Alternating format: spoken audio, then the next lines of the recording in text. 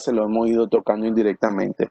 Simple y sencillamente, los estados de simpaticotonía o parasimpaticotonía son estados de desequilibrio en los cuales va a predominar uno de los dos con sus efectos fisiológicos y ya lo hemos visto. Un ejemplo de simpaticotonía, por ejemplo, sería el ejemplo del señor que está corriendo delante del toro. Toda reacción de alarma o supervivencia es una reacción que va a quedar marcada como simpaticotonía. Un ejemplo de parasimpaticotonía sería, por ejemplo, el síncope vagal, sería, por ejemplo, la hiperglicemia postprandial, ¿verdad? Esos son estados fisiológicos de parasimpaticotonía. Entonces, vámonos a continuar con el proceso de regulación del sistema nervioso sobre determinados tipos de funciones. Recordar que la inervación simpática y parasimpática del sistema respiratorio van a tener efectos que ya conocemos muy bien. Recordar que uno de los reflejos que tienen que ver con el sistema de varoreceptores es el reflejo de Bainbridge, que va a estar determinado por un mecanismo similar, pero por receptores que se van a encontrar dispuestos en las paredes venosas y que van a responder igualmente a los cambios de presión. El ejemplo más relevante lo teníamos allí cuando hablábamos en el segundo gráfico del paciente que se nos desequilibró por la hipotensión que tenía. Seguir hablando y haríamos referencia a un último reflejo que sería el reflejo oculocardíaco. ¿Alguien tiene idea de qué es el reflejo oculocardíaco? El reflejo oculocardíaco va a ser una herramienta que lo puede ayudar a usted a salir de un apuro. ¿Cuándo? Cuando usted esté por ahí haciendo la rural en un sitio.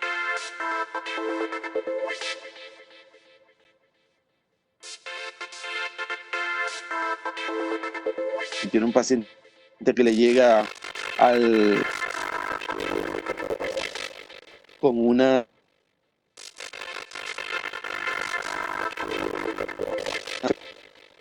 su problema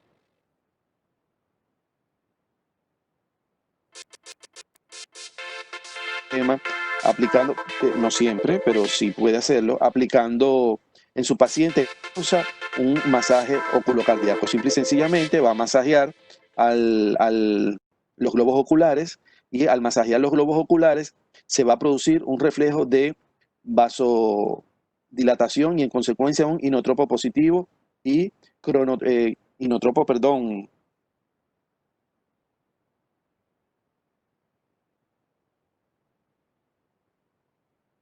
negro. Usted lo manda a acostar en la cama, le pide que cierre los ojos, masajea suavemente los globos oculares y con intervalo de 3 a 5 minutos usted va a ir midiendo la frecuencia cardíaca y va a notar que esa frecuencia cardíaca va a bajar. Probablemente no se normalice, pero todo depende de los grados del nivel de taquicardia que esté manejando el paciente. Pero lo que sí es cierto es que va a disminuir en relación a lo que tenía originalmente. Ese sería el reflejo oculocardíaco. ¿Alguna pregunta hasta aquí antes de seguir con los síndromes autónomos? Y de ahí terminamos con el dolor visceral. Ok, síndromes autónomos. Hay un número importante de patologías que no son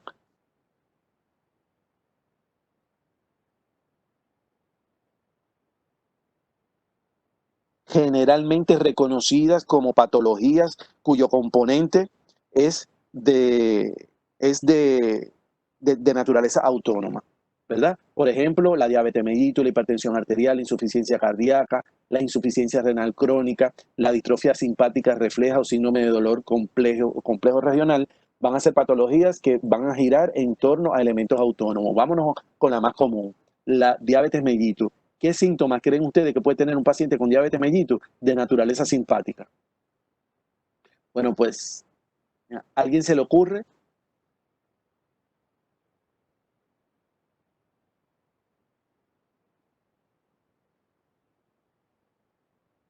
Bueno, en la diabetes mellitus ustedes saben perfectamente que hay un desorden metabólico con con un mal control de la glicemia. No es que hay una hiperproducción de glicemia, más bien lo que hay es una hipoproducción de insulina. En esa enfermedad vamos a encontrar una serie importante de manifestaciones que son autónomas, como por ejemplo, hay 1% de los pacientes diabéticos que suele debutar antes de tener episodios de hiperglicemia con parálisis del recto lateral. La parálisis del recto lateral es una manifestación autónoma de la diabetes. Otra manifestación autónoma de la diabetes sería el dolor, el calambre y el hormigueo que tienen que tienen los pies de los pacientes diabéticos, que se acompaña de hipoestesia, es decir, nuestro paciente, aparte de que no puede sentir, aparte de que siente ardor, calambre y hormigueo en las piernas, no siente bien. Y eso lo hace propenso a que tenga lesiones en la planta del pie que posteriormente pueden llevarlo potencialmente a una amputación. Otra manifestación clásica autónoma de los pacientes diabéticos es la hipotensión ortostática. El paciente ha experimentado problemas en la recaptación de adrenalina y noradrenalina en el intersticio, ha presentado problemas en la vitalidad y la integridad de los vasoreceptores, y en consecuencia él no va a tener expeditos sus mecanismos de reajuste cardiovascular. Significa que cuando cualquiera de nosotros está dormido y se levanta de la cama, generalmente se incorpora y echa a caminar y no pasa nada. En un paciente como este, es necesario que se incorpore y se quede sentadito un minuto para darle tiempo a que se desencadenen los mecanismos de reajuste cardiovascular, porque de lo contrario corre el riesgo de levantarse e irse de caída, porque no reajustó bien de forma cardiovascular, sigue bombeando el corazón como si estuviera en reposo horizontal, no llega suficiente sangre al cerebro porque no aumentó la frecuencia, y viene ese desmayo, ese mareo que se conoce con el nombre de hipotensión ortostática. Entonces, diabetes mellitus, sus manifestaciones autónomas serían las mencionadas hasta ahorita. El, el, el, el componente neuropático dado por calambre, ardor y hormigueo, la hipotensión ortostática que se ve en esos pacientes, son las manifestaciones autónomas más importantes. Nos vamos con la hipertensión arterial esencial. La hipertensión arterial esencial es la que sufre más del 90% de la población hipertensa. No se conoce cuáles son sus causas, pero sí se conoce que hay un componente autónomo muy importante allí asociado.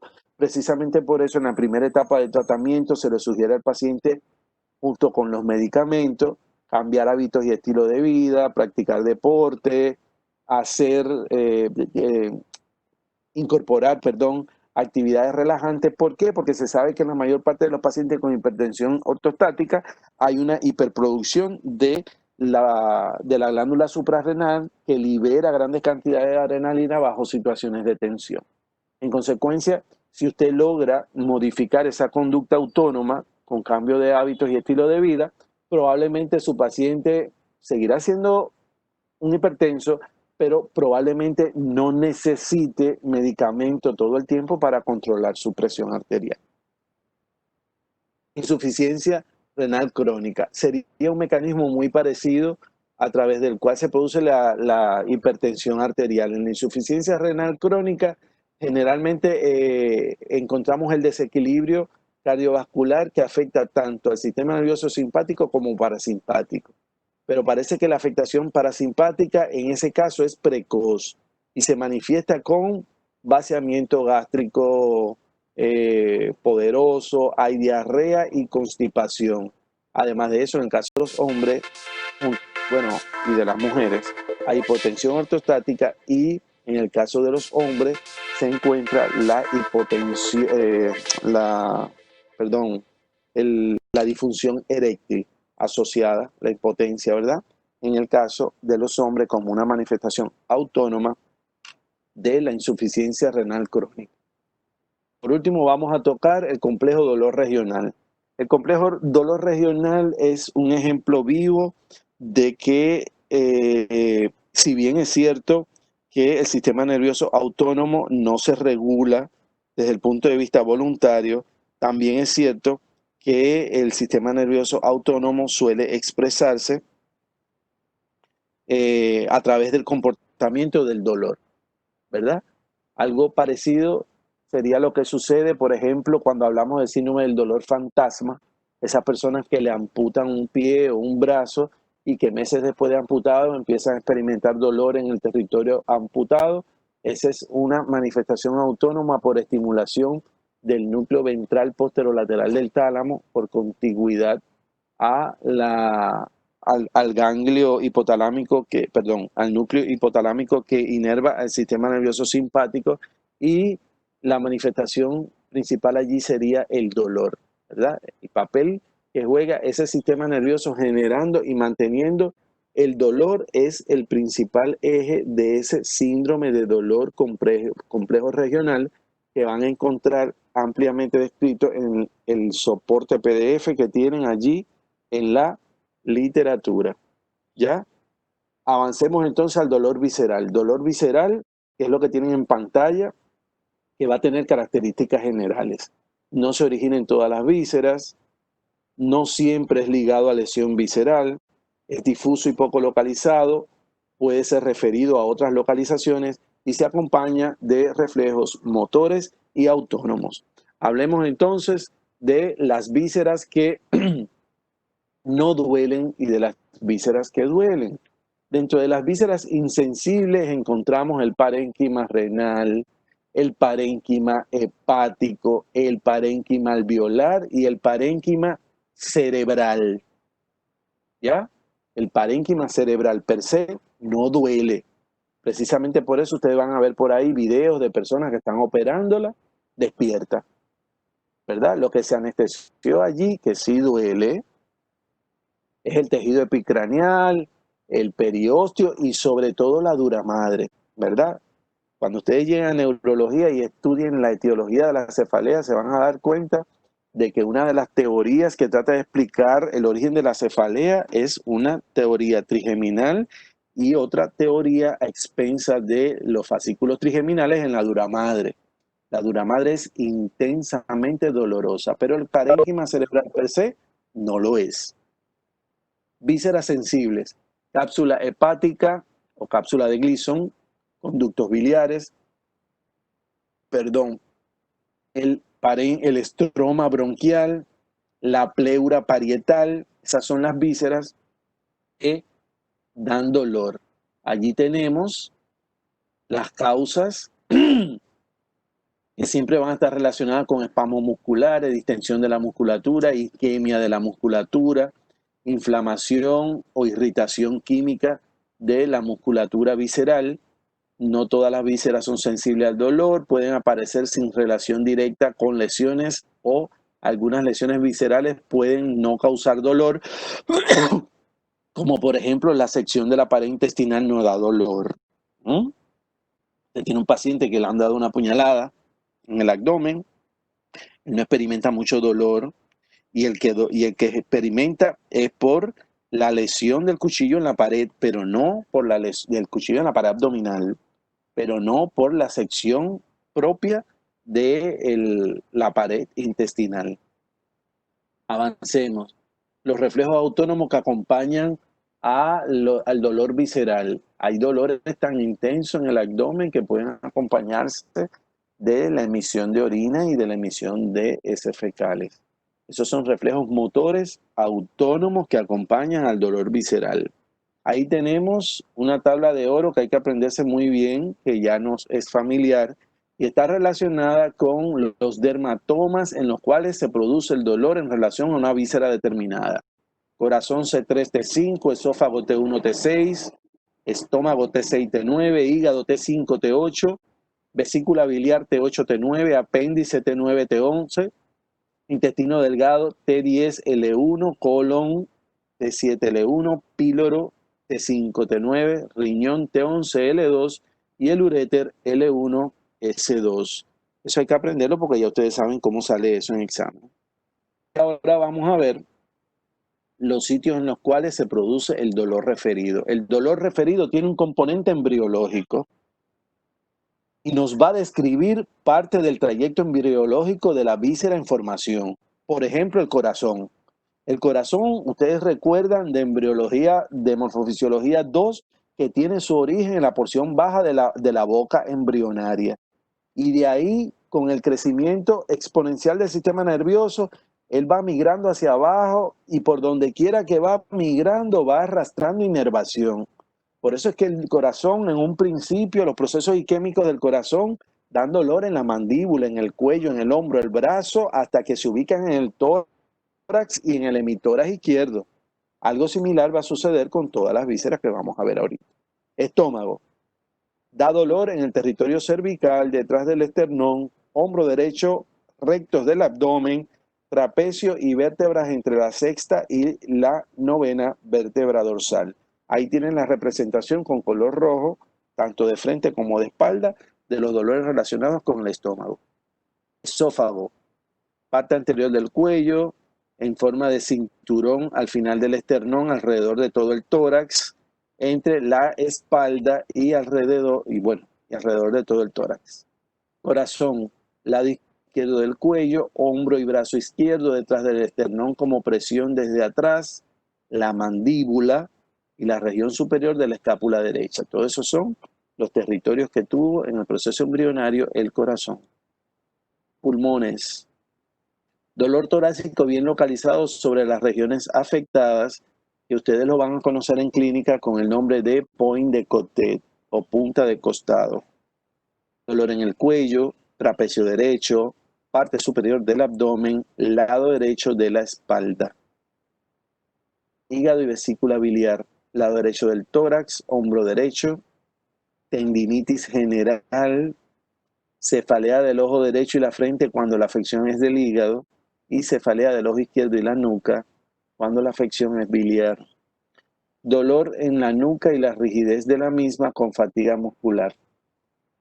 Intestino delgado, región dorsolumbar, sensibilidad de la zona del ombligo, inflamaciones articulares en general y dolor del sacro y los glúteos.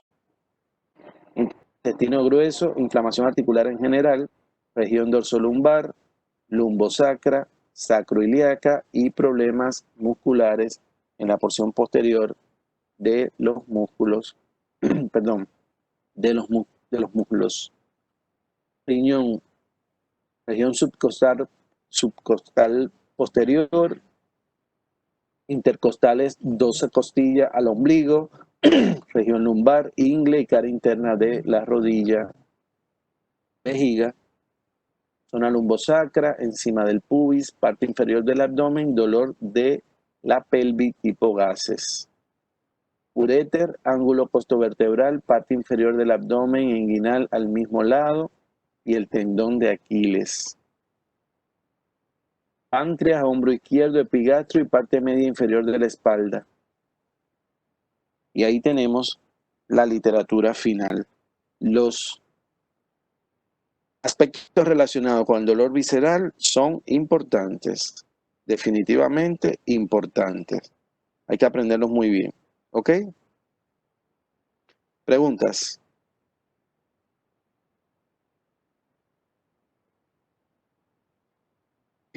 Una pregunta, doctor. Dios mío, ya yo me iba a asustar ya. Dije, ¿será que estaba hablando con el micrófono apagado? A ver, una pregunta. Este, Usted mencionó que la pared abdominal no dolía, No, pero todo lo contrario. Dije que en un paciente que tiene una puñalada en el abdomen, sí, el dolor del paciente no es por la pared intestinal, es por la pared abdominal. Y ese dolor va a incrementar conforme pasen los minutos y las horas por la irritación de los nociceptores químicos. Significa que el contenido de esa asa intestinal cae al peritoneo y lo irrita. Pero si usted mete suponiendo que sea una herida grosera, ¿no?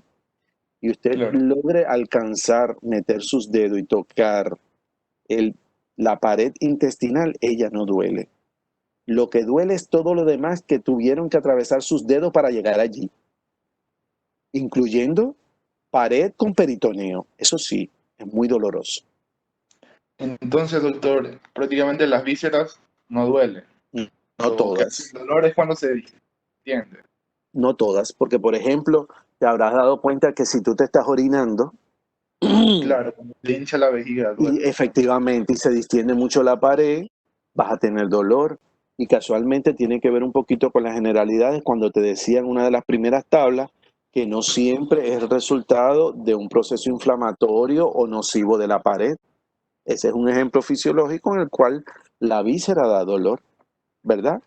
Un ejemplo parecido aplicaría cuando tú tienes un cólico. Hay tramos del intestino que sufren una contracción tan enérgica en el cólico que producen un estado de falta de irrigación transitoria que es el que da el dolor.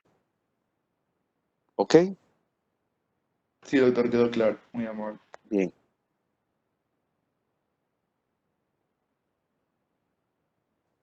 ¿Preguntas?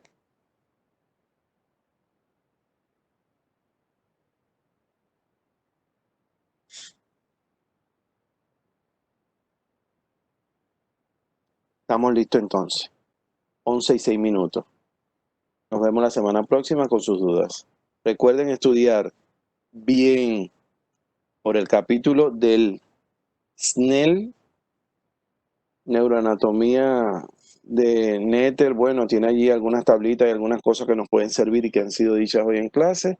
Y sobre todo por el PDF que tienen colgado en la plataforma hace más de 15 días. Ahí tienen toda la microscopía. De ahí va a salir el examen y la lección en relación a este tema. ¿Ok? Ok, doctor, muchas Doctor, gracias. yo ayer revisé Doctor, entonces, para descargar el Escucho a alguien que quiere, PDF escucho a alguien allí que habla del PDF. A ver qué pasó. y que a mí no me salía. No, Porque usted no, está buscando en Morfomacro y ese no, no, PDF está en Morfomicro. en micro ayer no me salía, En micro de pero ahí no le sale. Yo voy a verificar entonces ya al fue. terminar la clase. Revisa de nuevo, porque creo que yo le había colgado a todos los Y ahorita le paralelos. envío al De grupo. todas formas, al terminar, ¿ya lo tienes? Sí, ya lo ¿Hay alguien envié. que lo tiene, perdón? doctor, yo lo voy a enviar al grupo. A ver, Doctor, una pregunta. un momentito. ¿Hay alguien del paralelo que tiene el documento ya? Sí, doctor. ¿De dónde lo obtuvo? De la plataforma. Ah, Está listo. en micro. Ahí está la respuesta. No puede ser que sea visible para unos y para otros no. Y eso tiene allí más de 15 días. Entonces revisen. Si hay alguna novedad, me avisan. A ver, ¿quién más iba a hablar? Que en la literatura solo nos basamos en esos, los que puso ahí, o siguen los que son de los libros base, como VAR. ¿Me Ay, escuchan? chicos, yo sí No, no, escucho. no. Ah, Estoy, ya. estoy O sea, pero es que me pensando, refiero para confirmar de que no va a haber prueba. estoy alineando la energía. A ver, jóvenes, ¿ustedes creen que yo me voy a arriesgar a que me despelleje en vivo tomándole de una literatura que yo no contemplé? Eso se podría convertir en un boomerang si yo hago eso, porque tendrían toda la razón de decirme, pero está contemplando una parte del contenido que no está en la literatura que usted colgó allí. De todas formas, entiendo la duda. Fíjense que en todas las clases de macro y micro, de macro, al final les he estado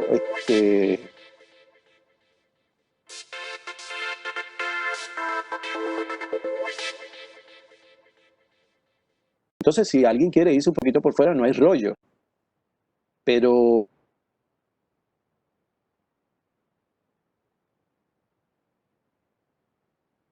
la Gracias. voy a Sí, sustentar por doctor. lo que Entonces, para confirmar, doctor, una pregunta. O sea, ahorita para sistema nervioso autónomo de macro sí, sí, sería sí, escucho. el y para micro sería el PDF que usted subió, ¿verdad? Sin embargo, cuando veas el PDF te vas a dar cuenta que hay muchas cosas que yo he explicado en macro que están solo en el PDF. Es decir, que ese Oh, PDF ya. le sirve para las dos cosas, para Ok. macro y micro. Doctor, Si no y exclusivamente sobre para embrios macros. no va a haber entonces, porque usted dijo que no había mucha información, si no me equivoco. No nos confundamos. La semana próxima nosotros vamos a ver la última clase de macro y de micro de los temas neurológicos que va a la lección. No lo hemos visto hasta ahora, pero lo vamos a ver la semana que viene. O sea, Génesis, que dijo macro y micro, Génesis. Perdón, micro y génesis. Ok, doctor. Bien. ¿Alguna otra pregunta, jóvenes? Doctor, disculpe, sobre las notas todavía no las suben en la plataforma, no sabe cuándo las van a subir. No, pero aparentemente, según el último estimado, ya para el lunes está. Ok, gracias. Bien.